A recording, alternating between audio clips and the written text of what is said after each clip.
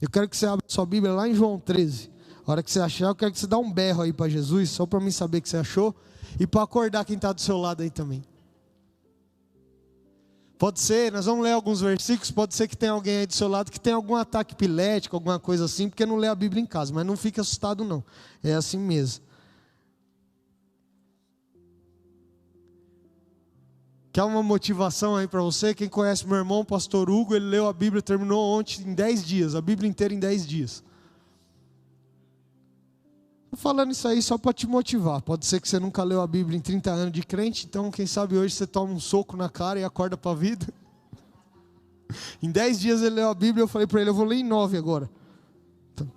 Tá de brincadeira comigo, meu irmão?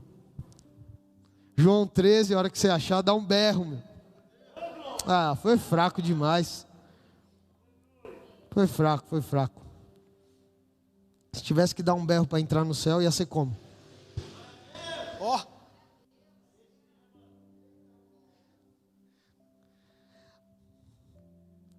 Versículo 1, João 13, versículo 1 diz assim: um pouco antes da festa da Páscoa, sabendo Jesus que havia chegado o tempo em que deixaria este mundo e iria para o Pai, tendo amado os seus que estavam no mundo, amou-os até o fim.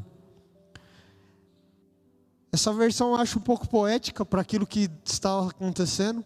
Era a quarta e última festa da Páscoa que Jesus estaria com os discípulos. Seria a última festa tão importante para eles na época que eles estariam reunidos. E ele sabendo que aquele era o último momento dele.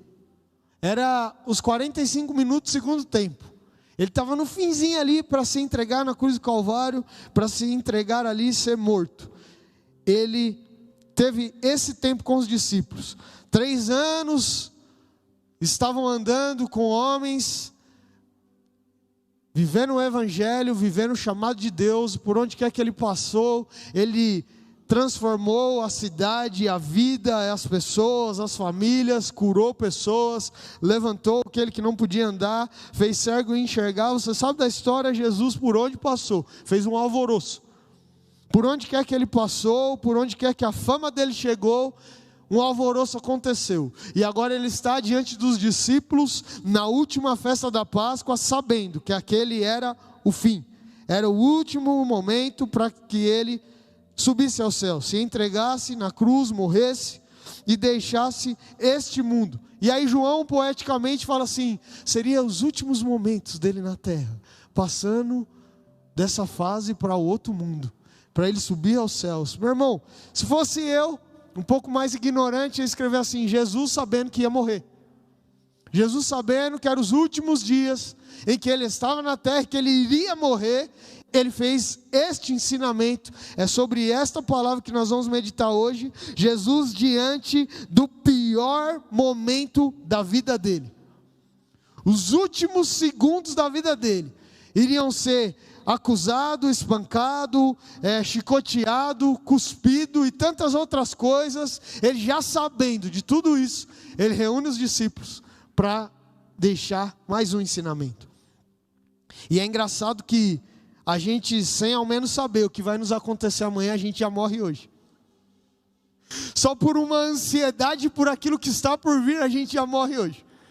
Só de desenhar na mente algo que ainda não aconteceu, mas que pode acontecer, a gente já morre. Tem uma brincadeira aí que diz que morreu, mas passa bem. A gente quase que infarta com coisas que aparentemente sobem na nossa mente ou que invadem o nosso coração. Apenas que aparentemente podem acontecer.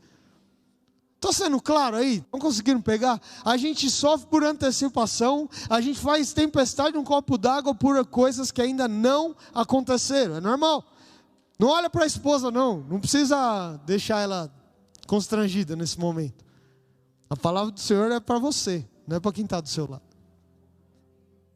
E quantas vezes no nosso coração a gente começa a deixar de fazer coisas, a se importar com coisas, ou quem sabe até abandonar coisas por algo que ainda não aconteceu. E Jesus está nos ensinando aqui que, sabendo ele que estava próximo à morte dele, ele ainda chama os discípulos para mais um ensinamento, para amá-los. A Bíblia diz, no final aqui desse versículo, tendo amado os seus que estavam no mundo. Ele não está amando apenas os discípulos, ele está amando a humanidade. Eles estão amando aqueles que iriam maltratá-lo, aqueles que iriam chicoteá-lo, aqueles que iriam pregá-lo naquela cruz. Amou-os até o fim. Ele estava diante da maior dificuldade terrena dele. Jesus, aquele que se despiu de toda a sua glória, o próprio Deus, que se deixou do trono dos céus para vir aqui no ventre de uma mulher, deixou ser amamentado por 9 meses, deixou ser cuidado como uma criança, foi um adolescente, chegou à juventude e à idade adulta. Um homem que estava nos céus, quando Deus estava construindo tudo, aquele que tinha poder, ciência, autoridade. Nós cantamos aqui hoje, é no nome de Jesus que pessoas são curadas, é no nome de Jesus que cadeias são quebradas, é no nome de Jesus que mortos ressuscitam, é no poder do nome de Jesus. Este Jesus, o Deus Altíssimo, se desfez de tudo e colocou nessa terra como humano, igual eu e você, para passar por dificuldades, por provações, para aprender a domar os seus sentimentos, as suas emoções. Ele sabia fazer a gestão de tudo isso com maestria. E aí dentro do seu coração pode pensar assim, mas ele era Deus. Não, mas ele abandonou tudo isso. Ele se despiu de tudo isso e entrou numa carne assim como a minha e a sua.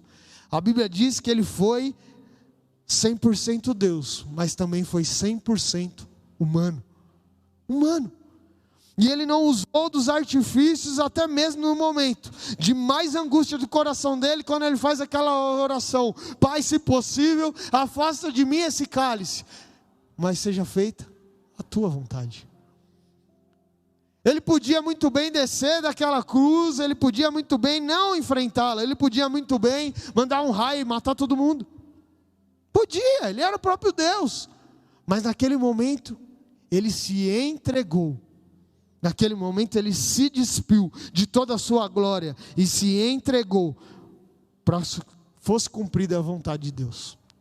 E aí, sabendo ele que aquele era os 45 minutos, segundo tempo da vida dele, eram os últimos segundos, sabe, aquele que ia tocar a trombeta e já era, ele chama os discípulos para perto e os ama e ama até o fim. E ele não ama apenas os discípulos, mas ele ama a todos que estavam no mundo. Só ouviu glória a Deus da Sandra, ainda bem que ela está aqui. E aí, o versículo 2 diz assim: estava sendo servido o jantar. Será que a gente seria capaz de se sentar para comer, sabendo que amanhã não teria mais vida? Será que a gente ia conseguir desfrutar de um jantar, sabendo que amanhã nós iremos morrer? Sabendo que amanhã não teria mais arroz, mais feijão, mais lasanha, mais nada que você gosta. Jesus estava ali, sabendo de tudo isso, e estava sendo servido jantar. Versículo 2 eu quero ler com você.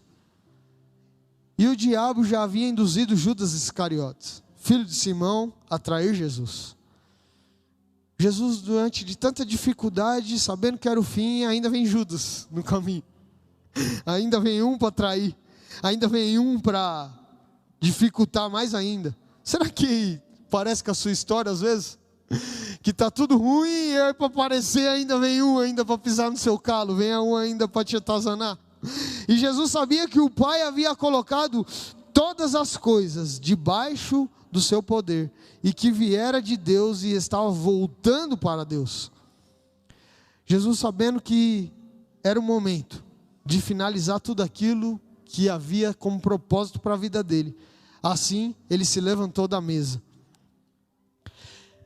E eu fico imaginando ele mandando uma mensagem no WhatsApp dos discípulos, falando assim: aí rapaziada, eu preparei um churrasco aqui hoje, 20 horas na minha casa, encosta aqui que nós vamos ter um churrasco. Aí começa as mensagens de um para o outro. Ué, o que será que vai acontecer? Jesus nunca chama assim de última hora? Por que esse convite inesperado? Pô, mas Jesus convidou, eu preciso estar. Eu estou com ele esse tempo todo, eu não posso ficar ausente, eu preciso estar lá. E aí começa João, Lucas, Tiago, aquela conversa. Eu preciso me apresentar, porque Jesus convidou. Jesus convidou e Ele preparou algo especial para nós. Ele está falando que está preparando um jantar. Eu tenho certeza que se fosse nos dias de hoje, algumas pessoas teriam outros compromissos e não poderiam estar. Mas naquela época não tinha tanto compromisso assim. Naquela época as pessoas tinham outro estilo de vida, não era tão atarefado quanto o nosso. E aí eles falaram assim: bom, não estou fazendo nada, eu vou nesse jantar. Já que eu não tenho nada para fazer, eu vou apresentar esse Jesus. E aí eles chegam. Quando eles chegam, a palavra diz que já estava tudo preparado. O próprio Jesus já havia preparado aquele jantar. O próprio Jesus já havia preparado a mesa. O próprio Jesus já havia preparado aquele momento. Tem alguém comigo ainda, não? E aí, estava sendo servido o jantar. Estava tudo pronto. Versículo 4. Assim levantou-se da mesa. E eu fico imaginando aqueles discípulos se apresentando naquele lugar. Você já foi em algum lugar de sei lá, festa de casamento, algum restaurante chique, que na hora que você entra, você fica até sem saber para onde vai, qual é a sua cadeira. Você chega ali e fala: uau, isso aqui está lindo demais, que isso? Se eu soubesse, eu tinha vindo com uma roupa um pouquinho melhor. Se eu soubesse, eu tinha me preparado para me apresentar para esse encontro. A mesa estava posta, o jantar estava servido. E ao chegar o primeiro discípulo, tem uma bacia ali. Era costume da época se lavar as mãos e os pés para poder participar da janta. Porque a mesa era baixinha e o pé ficava bem pertinho do prato. Não era com cadeiras assim como hoje. Era diferente. E era costume da época lavar os pés. E Jesus então havia preparado ali a bacia para lavar os pés do discípulo, mas não tinha quem lavasse os pés. A bacia estava sozinha. O jarro de água do lado. E o discípulo entra na sala, olha para a bacia, olha para o jarro, olha para aquele jantar de gala, olha para tudo aquilo arrumado. E ele pensa assim: pô, mas eu sou convidado. Eu sou discípulo de Jesus. Eu não vou lavar meu pé nessa bacia. Eu acho que se atrasou o lavador de pés. Eu acho que pode ser que até ele se esqueceu. Eu tinha outro compromisso. Eu vou sentar aqui, vou esperar. E ele vai, acha um lugar na mesa e se senta. E aí vem o segundo discípulo e olha para ele, viu que ele entrou sem lavar os pés, a bacia ainda está sem água, está tudo limpo. Ele olha para o pé dele está sujo. E aí ele fala: bom, já que ele sentou, eu vou sentar também. E ele vai e senta. E assim foi um por um entrando naquela sala. E se assentando, e eis que entra Jesus, e Jesus se levanta, olha para a cara deles, e eu acho que o silêncio da morte imperou naquele momento. Um olhando para o outro, uma cena de constrangimento, o coração contrito, uma lágrima escorreu quando Jesus se levantou, porque falou assim: ué, o que será que ele vai fazer? E ele vai, ele tira a sua capa, amarra na cinta, se agacha, pega a bacia, joga o jarro de água na bacia e começa a encher a bacia de água. E aí os discípulos já começam: eu perdi a oportunidade de lavar os pés do meu Jesus. Eu perdi a oportunidade de servi-lo. Eu perdi a oportunidade de entregar o meu serviço a Ele. E aí Jesus vai e arrasta a bacia para perto do primeiro discípulo e começa a lavar os pés dele. Enquanto ele está lavando os pés, um começa a chorar, o outro olha para o João, olha para Pedro e começa uma indignação, começa algo ali que eles nunca, jamais imaginaram que iria acontecer. O Rei Jesus, o Mestre, o Salvador, o Messias, o Filho do Deus vivo, lavando os pés dele. E durante aquela cena, há uma angústia, um nó na garganta, não se falava uma palavra sequer, e Jesus lavando os pés. E ele vai para o segundo discípulo, ele vai para o terceiro, e ele chega em Pedro, e quando ele chega em Pedro, Pedro esconde o pé e fala: não, eu não sou digno que o Senhor lave os pés. E aí Jesus responde: ei, se você não deixar, Pedro, eu lavar seus pés, você não tem parte comigo. E aí Pedro fala: sendo assim, então me lava até a cabeça, me banha todo nessa água, porque eu quero Jesus por completo. E aí Jesus vai lavando os pés, um por um. E quando ele termina, ele se senta e ele olha para quem está ali e ele fala assim no versículo 15. 15 não, desculpa. Versículo 12.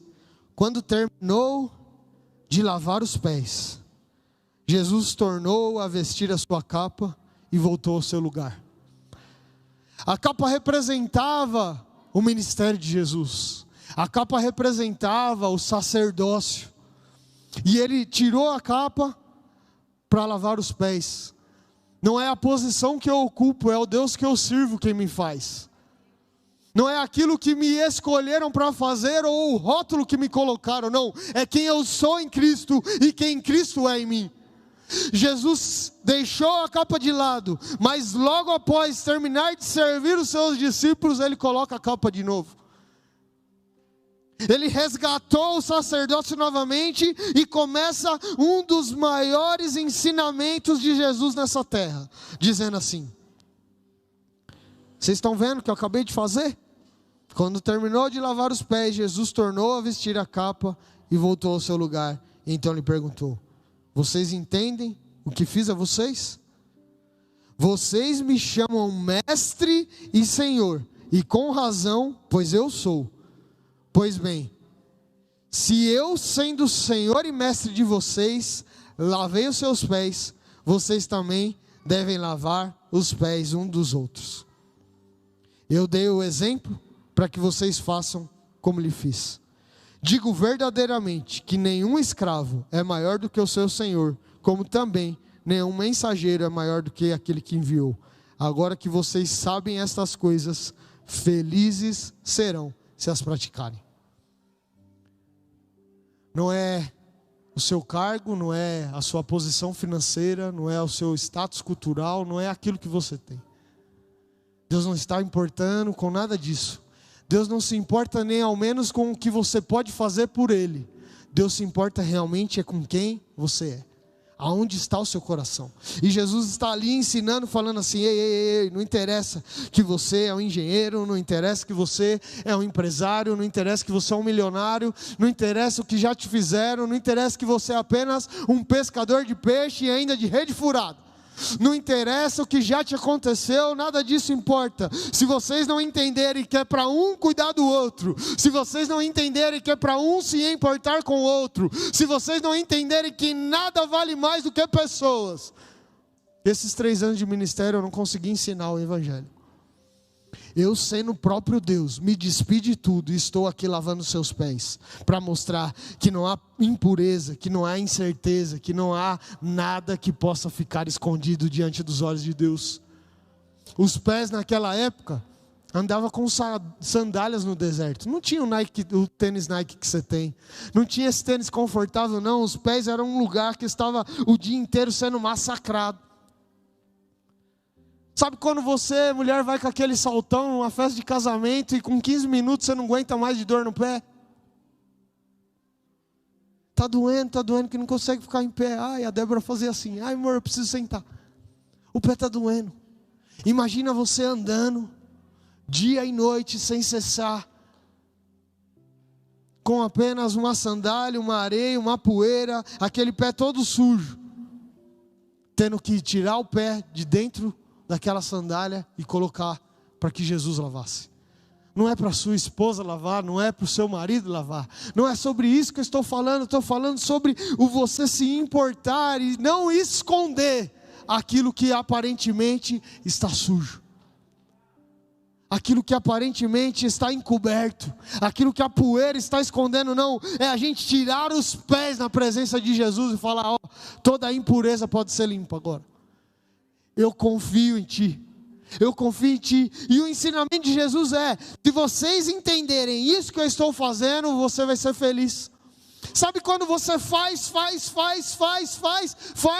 e quando cansa faz, e no final ainda fala assim: ah, eu não sei para que eu estou fazendo. É isso, está faltando colocar pessoas, está faltando colocar propósito, está faltando colocar o propósito de Deus em tudo isso que você faz.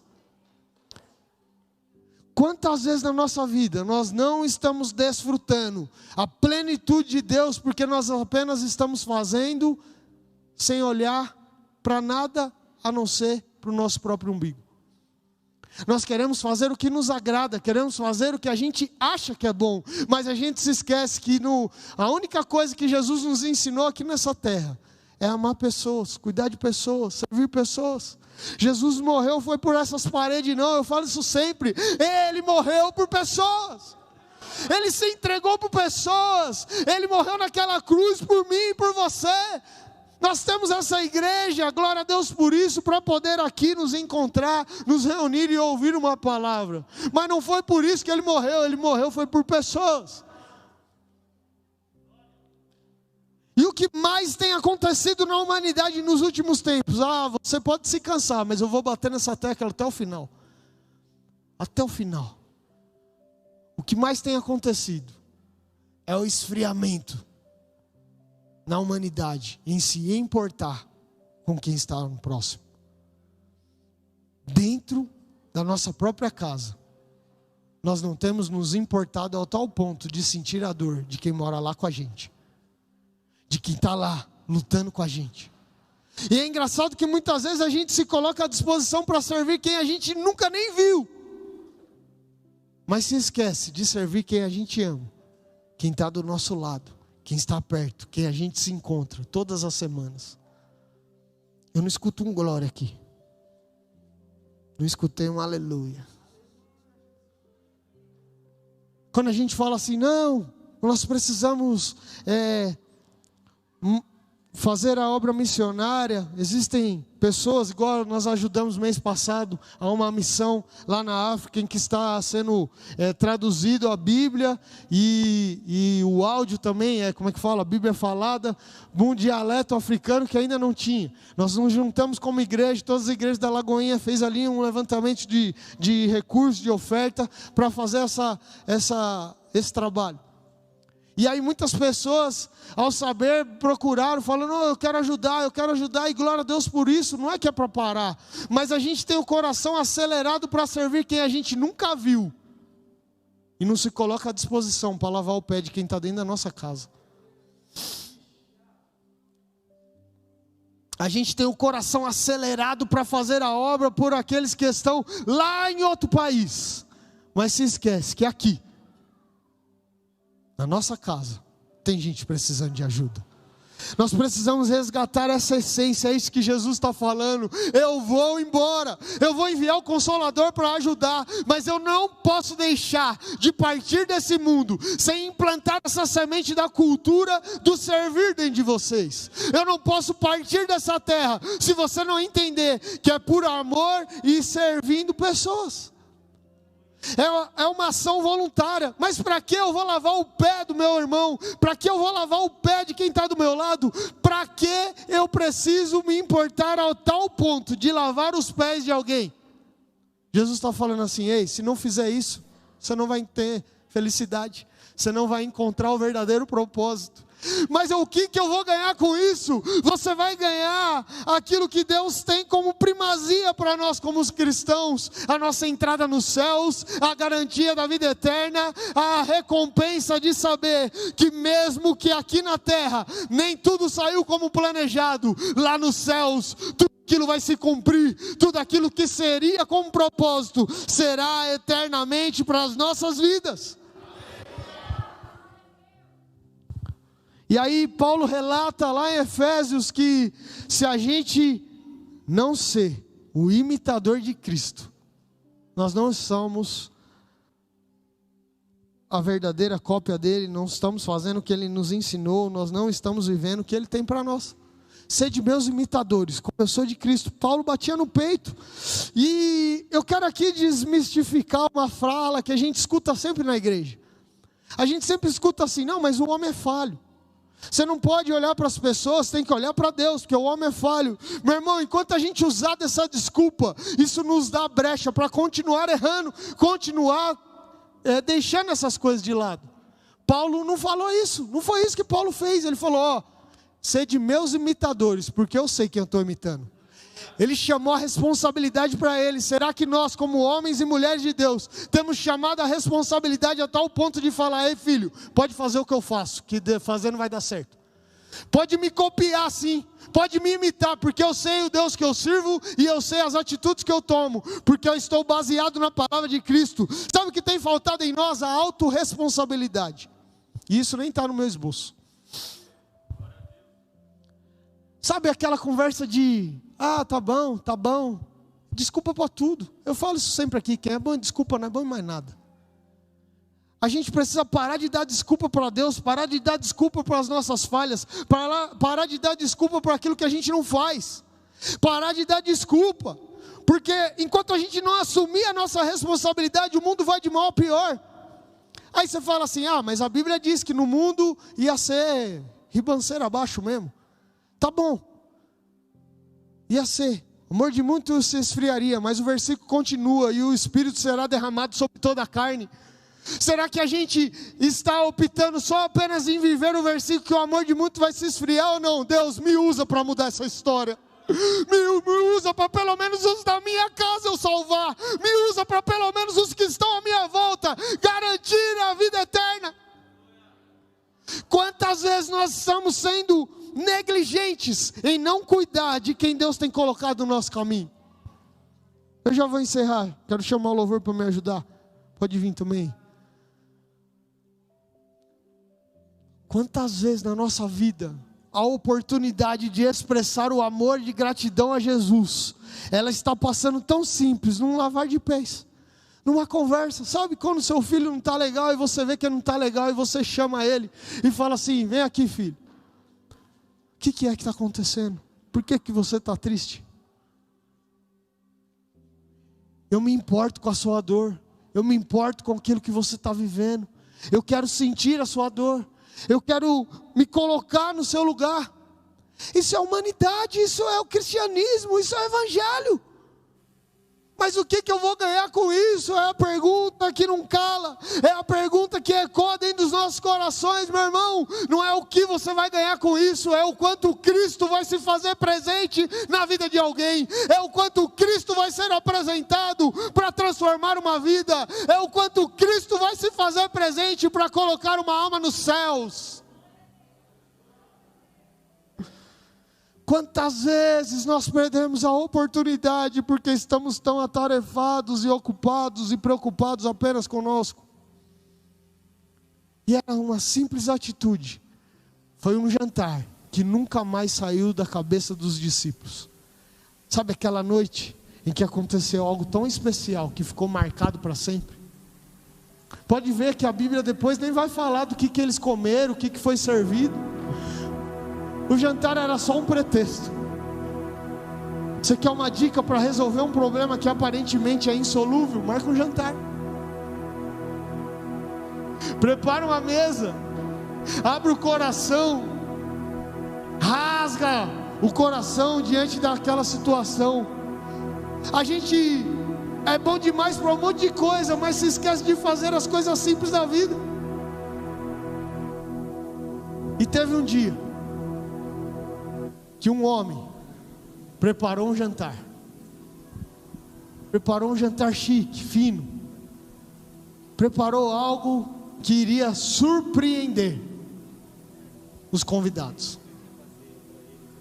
E ali, a hora que ele chegou, ele se deparou com uma bacia parecida com essa.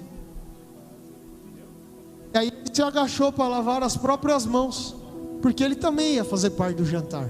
Ele era o anfitrião, foi ele quem preparou, ele que convidou, e ele começa a lavar as mãos.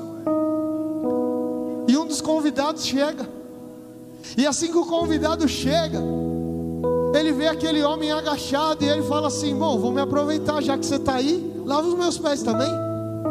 Você já está aí agachado, já lava o meu pé, aproveita, porque assim eu não perco tempo de ter que tirar minha roupa, de ter que deixar as minhas coisas, de ter a tarefa de me despir para poder lavar os pés. Você já está aí agachado mesmo, lava os meus pés.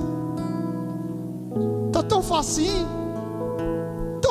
de lavar esse pé. Vai lavando aí. E o anfitrião da festa começa a lavar os pés do primeiro convidado que chegou. Aquele que havia promovido a festa, ele era o dono da festa, a festa era dele, e ele está lavando os pés do primeiro convidado. E aí de repente o segundo convidado chega, atrasado, todo preocupado, que já estava atrasado, desconcentrado, e fala assim: tem um lugar para mim aí? Será que eu posso também aproveitar, já que você está com a mão na massa, e começa a lavar meu pé também? Eu não quero te importunar, eu não quero usurpar de você, mas você já está lavando o pé dele, lava o meu também, não tem problema algum. Eu quero só aproveitar da situação. Começa a lavar meu pé. Eu estou cansado, eu tinha tantas coisas para fazer, eu não tive tempo de tomar banho em casa, então lava o meu pé aí. E o anfitrião da festa lava o pé dele também. E assim que ele termina de lavar, o anfitrião se levanta, olha para aquela cena, para tudo aquilo que aconteceu, e se apresenta. E assim que ele se apresenta, ele fala: eu sou o dono da festa. E eles, espantados, sabendo que quem estava lavando o pé era o dono da festa, ficaram constrangidos. E ele fala assim: bom, já que vocês estão com o pé limpo, vamos comer, vamos desfrutar, já podemos jantar, porque agora vocês sabem quem eu sou. Quantas vezes na nossa vida Jesus está lavando o nosso pé, Jesus está se apresentando na nossa vida, Jesus está se importando com a nossa dor, e a gente nem sequer se lembra de que quem deveria estar lavando os pés dele era nós. Mas pelas tarefas da vida a gente tem colocado o nosso pé na bacia de Jesus e falado: lava o pé aí. Quantas vezes na nossa vida quem devia estar lavando os pés da nossa família era eu, era você, que devia estar agachado ali lavando os pés daquele que a gente ama. Mas a gente quer sempre entregar para o próximo aquela responsabilidade que é nossa. Se essa palavra queima aí no seu coração, se coloque de pé. Se você entende que nessa noite Deus quer purificar, limpar algo que está dentro de nós e que aparentemente se perdeu, a oportunidade é hoje. Sai do seu lugar e vem buscar a tua bênção. Vem se entregar para que Jesus lave os seus pés, para que Jesus lave o seu coração, para que Jesus lave a sua alma. Venha buscar a sua presença, venha buscar a renovação daquilo que você acredita. Nada nessa vida faz sentido se não for por pessoas. Nada nessa vida faz sentido se não for servir pessoas, amar pessoas, se importar com pessoas. O anfitrião da festa está aqui nessa noite, e ele está agachado, com a bacia pronta e a água preparada para lavar os pés daquele que se entrega. Sai do seu lugar.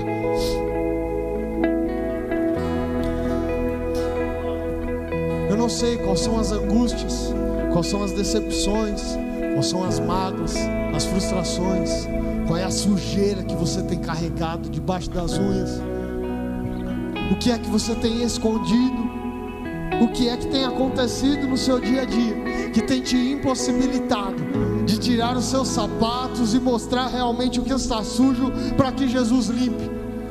E não é apenas a sujeira que a gente carrega, mas é a importância do ato de querer esconder, porque muitas vezes nós estamos maquiando a sujeira, muitas vezes nós estamos maquiando o problema, muitas vezes nós estamos alterando o rótulo. Deus não quer isso de nós. Deus quer que cada dia mais nós venhamos viver a essência, aquilo que Ele ensinou antes de partir. Ele falou: se vocês fizerem isso, vocês serão felizes. Vai encontrar destino, vai encontrar propósito, vai encontrar felicidade, se você se entregar ao ponto de se importar com o próximo. Será que não tem faltado isso no nosso meio hoje? Será que nós, como igreja escolhida por Deus para fazer a diferença, aonde quer que nós estejamos, em qualquer seja das esferas, você não precisa abandonar a sua carreira profissional para viver o ID do Senhor. Você não precisa abandonar a sua área de trabalho, o seu profissionalismo, nada disso.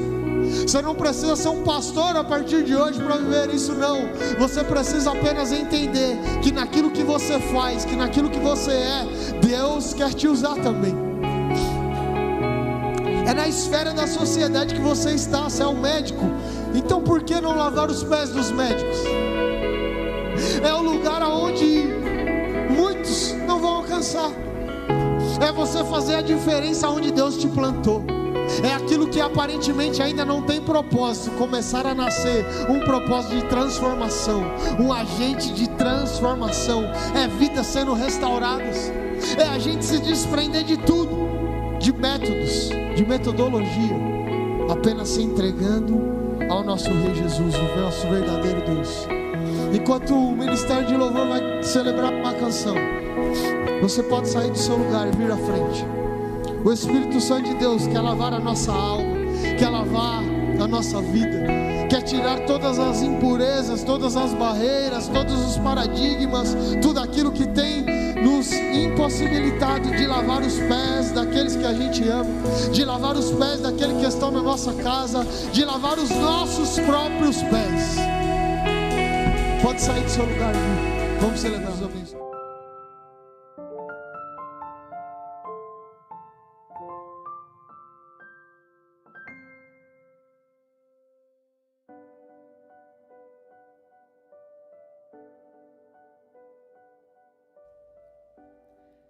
Amada ovelha, hoje vivemos esse tempo tão delicado, quando muitos pais ou responsáveis se tornam inimigos de seus filhos.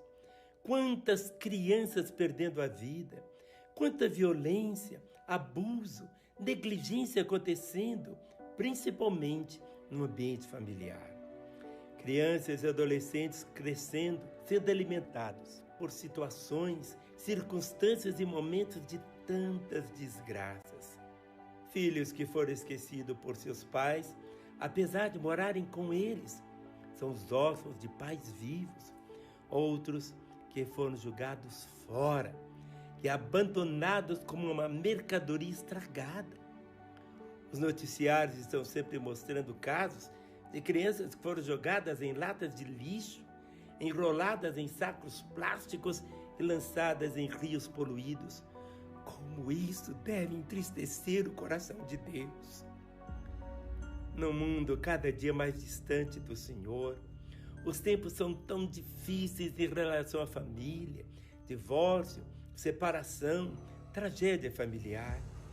É pai que mata filho, filho que mata pai, marido que mata mulher, mulher que executa marido. As manchetes estão aí. Tudo completamente contrário à palavra do nosso Senhor, ao que Jesus nos ensinou dizendo e sendo exemplo. Nosso dever é honrar a Deus, que nos ama tanto, mostrando o seu cuidado por esses pequeninos que Jesus acolhe. Amar, cuidar, proteger e abençoá-los. Infelizmente, a bênção se perdeu em muitas famílias, mas graças a Deus, eu cresci pedindo a bênção aos meus pais. Meus filhos cresceram vendo Renato e eu impondo-lhes as mãos em oração. Eles sempre diziam: a bênção, pai, a bênção, mãe. É o nosso dever enquanto pais abençoar os nossos filhos. Amamos a Deus amando os nossos 3 filhos. Demos a eles o maior tesouro e a maior herança que tínhamos e temos, a instrução na fé, a palavra de Deus, que é a única que tem o poder de transformar a nossa vida. A triste realidade, pois ela se renova dia a dia. E à medida que a lemos, que entramos em contato com ela, somos transformados de glória em glória. Esta é uma responsabilidade nossa. E essa continua sendo a nossa missão hoje, a sua missão enquanto pai e mãe. Cuide de seu filho, seja o melhor amigo dele. Nunca discipline com raiva, porque isso é vingança. É disciplinar com amor. E amar não é deixar de disciplinar, mas a disciplina pode ser feita com todo um jeito. Não terceirize a educação de seu filho. Esteja por perto, acompanhe, converse, oriente, conheça quem são os amigos dele. Esteja atento ao que ele vê na internet. Aonde eu ia, meus filhos iam comigo. desde o culto, um aniversário, um funeral, e eles não ficaram desconexos do mundo, alienados. Meu coração se parte quando vejo que irmãos não levam seus filhos ou seus netos para a igreja, porque as crianças foram levadas a Jesus. Por quê? Porque elas sozinhas não poderiam fazer. Caminhe com seu filho, honre a Deus, seja exemplo, ore por ele e com ele, escute o que seu filho te diz, dê importância aos sentimentos dele, sonhe com ele, lute por ele, não coloque seus afazeres à frente de seu filho, ame-o e demonstre o seu amor a todo instante, a todo momento, por onde for. Deixe o maior legado que pode ser dado a um filho, que é o espiritual. O legado dos valores e princípios eternos que lhe nortearão, não só aqui, mas para a eternidade. Seja você a ponte que ligará o coração de seu filho ao coração de Deus. Deus te abençoe. Mateus, capítulo 18, de 1 a 6. Naquele momento, os discípulos chegaram a Jesus e perguntaram: quem é o maior no reino dos céus?